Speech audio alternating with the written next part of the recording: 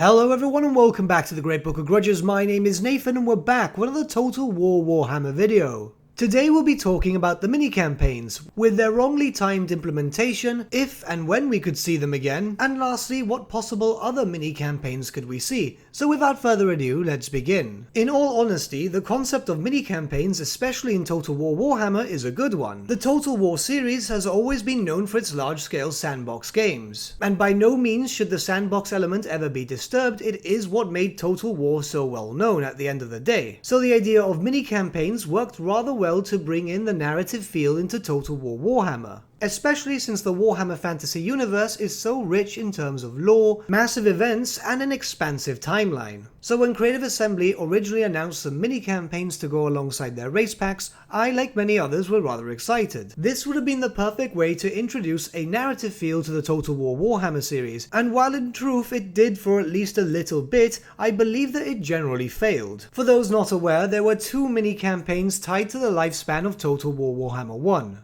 A decent number of players do not know this for the understandable reason of the fact that you can purchase the first game and any relevant DLC and it will transfer to the Mortal Empires campaign of Game 2. Why would you need to go back? Especially since Game 2 has been getting many quality of life updates whilst Game 1 has been now largely ignored, as well it's just old news now, isn't it? But before we move on, let's discuss the two mini-campaigns. First we have an Eye for an Eye, which was tied to the Call of the Beastmen DLC race pack. It was centered around the Drakworld region where you would play as Khazrak the One-Eye in your quest to seek vengeance upon Boris Todbringer for taking your eye. It was rather short for what it was, but it was fun and an important plot point for not only Khazrak but also Boris Todbringer too. And next we have the Season of Revelation, which was a mini-campaign tied to the Wood Elves in the Realm of the Wood Elves DLC race pack. Here you were tasked with uniting Athaloran and defeating the threat of Morgur the Shadowgave. The plot surrounding the Shadowgave and the Wood Elves is actually quite important in Wood Elf history, and it's a shame that it wasn't done too well.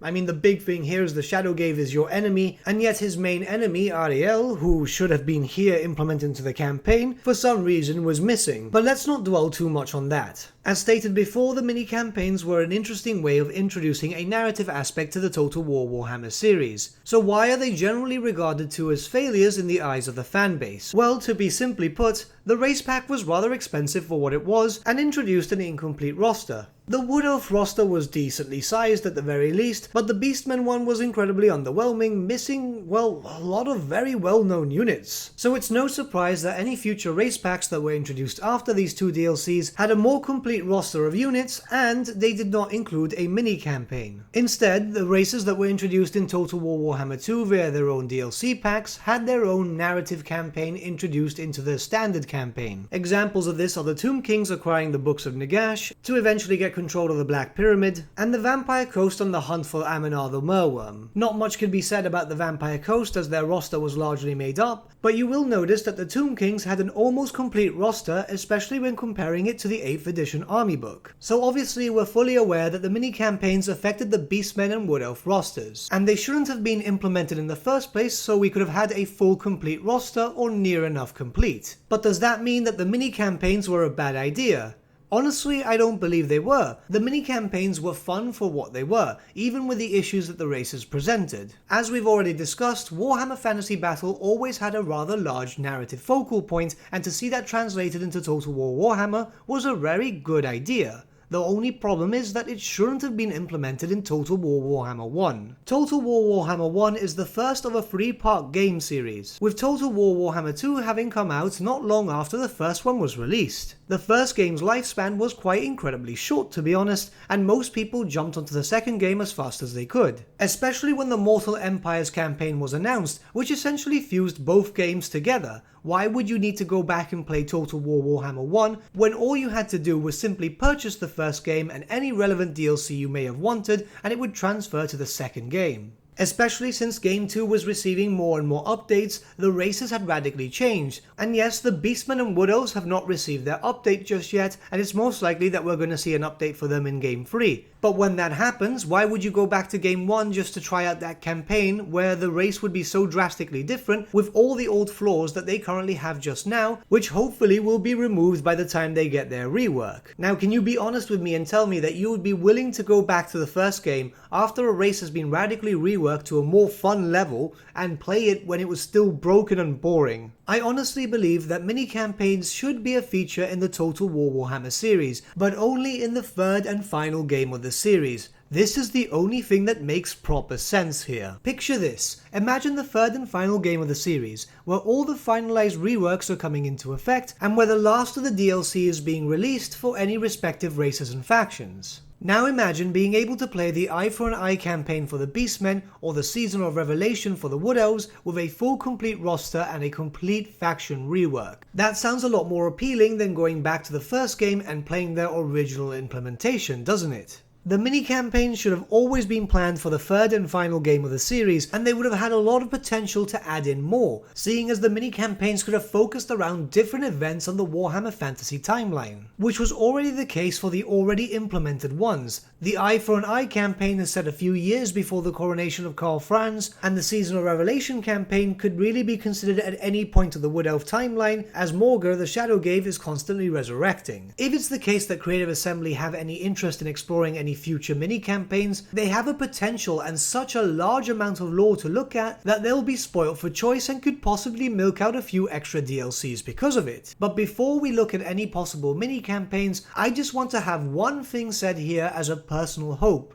I hope in the third and final game of the series we see the first two mini-campaigns being reintroduced as a free update into the third game, being able to make use of the reworks and any new units added in for those respective races and factions. Then and only then should new mini-campaigns get introduced into the series. Because if the price of the Call of the Beastmen or the Realm of the Wood Elves is not going to be dramatically reduced, it needs to be updated and moved to the third game. I think fair is fair over here. Now, with that being said, there are so many different events in the history of Warhammer Fantasy Battle that Creative Assembly could tap into in regards to making new mini-campaigns. And we'll look over a few possible ones now. Bear in mind we're not going to go too heavy into the lore, but just discuss some major events. The first and most obvious choice would be the Time of Three Emperors. This was an event set 500 years prior to the coronation of Karl Franz, where the empire found itself divided and there was a massive civil war. The event itself lasted for a decent amount of time in the timeline, and it could make for an interesting way to introduce provincial specific units, which would then translate into the main game as generic empire units. This period itself would make an interesting mini-campaign and would be quite popular considering the fact that Games Workshop, the creators of the Warhammer Fantasy IP, are now developing a game known as Warhammer the Old World. So what better way to cross-market than releasing this in the Total War franchise too? Seeing as, and this is confirmed by many fans of the Total War series, that they were introduced to Warhammer through the Total War series, and unfortunately when wanting to actually get into Warhammer Fantasy Battles, were met with the disappointment that Warhammer Fantasy Battles no longer existed and it was changed to Age of Sigmar. A lot of these players did not want to buy the minis for Age of Sigmar, they wanted Warhammer Fantasy. So cross-promotion like this works well in both accounts. There are also other major events that would translate rather well into Total War Warhammer, which would definitely sell very well. Now, we're not going to cover every single event, we might leave that into a different video series, but just off the top of my head there's the War of the Beard, an event where the Dark Elves set in motion a massive war between the High Elves and the Dwarfs. A proper mini-campaign centered around Karak 8 Peaks where we'd have Scarsnake, Belegar and Queek Headtaker fighting for control of the mountain. The massive civil war that almost completely destroyed Ulthuan, thus creating the Dark Elves. Sigmar's eventual ascension into Emperor and eventually defeating Nagash himself. And if they wanted to go really far back, they could have even centered a mini-campaign around the first coming of Chaos. There are so many possible options, it would be a massive shame if they didn't at least consider bringing in the mini-campaign series back. Especially taking into account how successful the Total War Warhammer series is, there is so much potential for extra DLC. Now I'm hoping at the very least that they'll implement the mini-campaigns at least long after they've introduced every single possible race and faction into the main game. Something like this would keep the lifespan of the Total War Warhammer series quite fresh for many years to come. Now, before we end this video today, I just want to say that I'm trying to implement longer form videos, usually around 10 minutes long. You guys have been suggesting it a lot lately, and yeah, there's some topics that simply can't be made into 10 minutes. So from now on, I'm going to try, bear in mind I'm saying try, and change things up, where I'm going to mostly have the 10-minute plus videos at 10 AM, this is the usual time slot, and any other smaller videos I'll probably release around 10 PM, so 12 hours later. So the good news is that you guys are going to get a lot more content in the coming weeks. The bad news is I've got to work a lot harder. This is going to be rather interesting. But with that, my friends, we've come to the end of our video. Thank you so much for watching. If you did enjoy the video, might I suggest giving the video a like, or even subscribing to the channel, as it really does help us out. In the description section below are various different links to social media platforms such as Facebook, Instagram and Discord, where you can get in contact with the Great Book team. Also in the description section below is an affiliate link with Element Games, where you could buy loads of hobby-based products, not just Warhammer, for 10 to 25% off. Making a purchase using our special link and also using our special code, both of which are in the description below, supports the channel at no extra cost to you, which we think is rather cool. A big thank you to our patrons. Your support means the world to us. Honestly, it's amazing that people want to help a small channel like us grow and get to a higher level of content. A special thank you to our patrons Gibraltar LUSC and Ryan Bertsche for subscribing to us at our Fame level. Honestly, you guys are super cool. And a big thank you to our patron Edward Huell for subscribing to us at our King level. Mate, you're super awesome. But with that, my friends, thank you so much for watching once again, and we shall see you all again very, very soon. Have a good day.